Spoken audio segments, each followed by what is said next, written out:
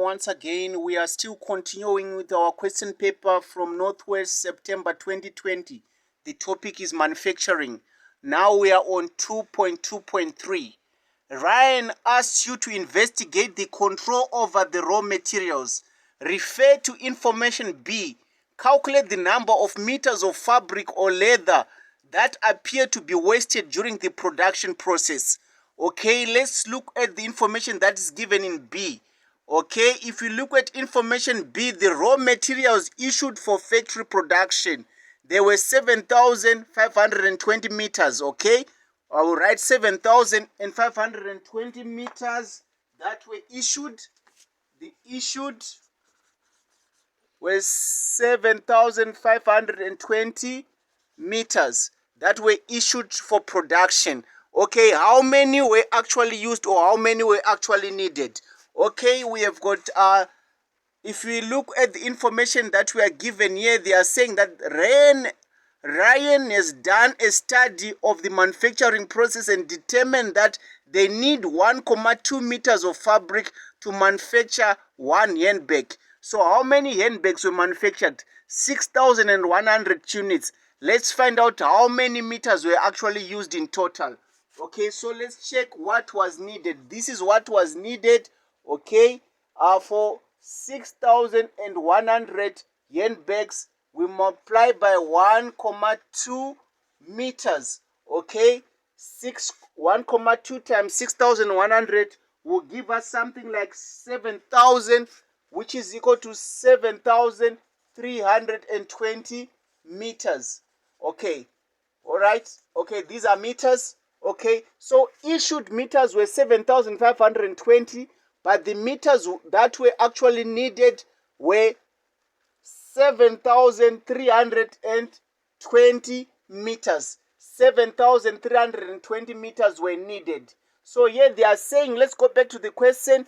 They're saying calculate the number of meters of fabric that appear to be wasted during the production process. So this is what was needed and this is what was issued. So in order for us to calculate what was wasted, we are simply going to say what was issued minus what was needed. So we are going to say, therefore we are going to say 7,520 minus 7,320. It is going to give us something like 200 meters. 200 meters were wasted.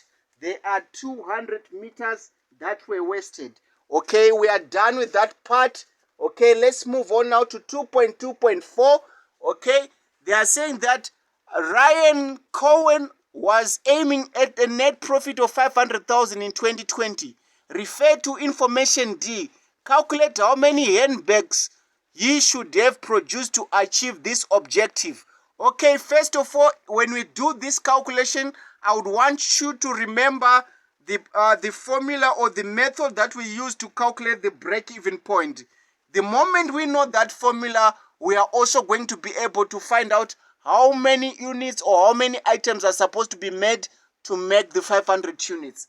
Okay, the formula to calculate the break-even point, the break-even point is equal to total fixed cost divided by the contribution. Contribution is made up of the selling price per unit minus the variable cost per unit. Okay, this will help us to get the break-even point, a point whereby there is no loss, there is no profit that is made. But according to our question, a profit of 500,000 is what he wants to achieve. So how many units is he supposed to make? What we simply have to do is to add the 500,000 to this break even, and then we'll be able to find out exactly how many units would be required. Okay, right now I'm going to substitute. If we look at the total fixed cost from the information that we are given on D, let's go into information D, fixed costs. The total fixed costs that are given, it's fixed cost is 606,950. 606,950. Okay, so we're going to say 6,000 600 and 950, 6,000 and 6, okay, it's 6,000, 606,950. We are going to say plus the 500,000 for the profit that he wants to achieve. And then we are going to say over the contribution. Okay, the contribution is the selling price per unit minus the variable cost per unit. Okay, so the selling price per unit, let's go back to information D. The selling price per unit is 420 per unit. So we are going to say 420, okay, minus the variable cost per unit. We go back again. This is the variable cost per unit is 246. 246. Okay, so this is how we are going to calculate the number of units that are needed to achieve the profit of 500,000. Remember, this has been derived from the formula for calculating the break-even point. Okay, let's go to our calculators and find out exactly how much are we going to come up with. Okay, fine. If we subtract here, we're going to remain with 174.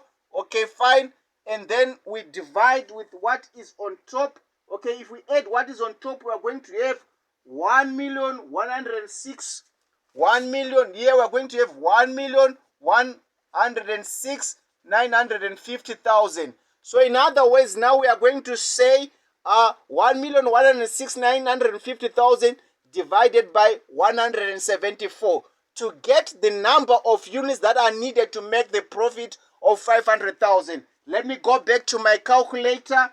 We are going to get something like 6,361, which is equal to 6,361,8 units are required. So we do not have, okay, 631,8 units. Okay, so we can just round this off so that it can become 6,362 units are required if ever he wants to achieve the profit of 500,000. Okay, I hope this has been clear. Remember the formula that I've given you. I've derived it from the formula that we use to calculate the break-even point. Total fixed cost over contribution. Contribution is made up of selling price per unit minus the variable cost per unit. The only thing that we have added here is the profit that wants to be achieved in order for us to get the number of units that he has to manufacture for him to achieve the goal of making a profit of 500,000. This is all, okay, fine, that I'm going to show you on this question on manufacturing. I think these are the parts that needed attention, that you just needed to know exactly how do they derive the final answers, how do you do the calculations and everything. Okay, Great Coff learners, do not forget to subscribe if you have not subscribed. Also, do not forget to hit the notification button, like this video. Okay, if there's anything that you want to say, do not forget to go to the comment section and leave a comment. Thank you.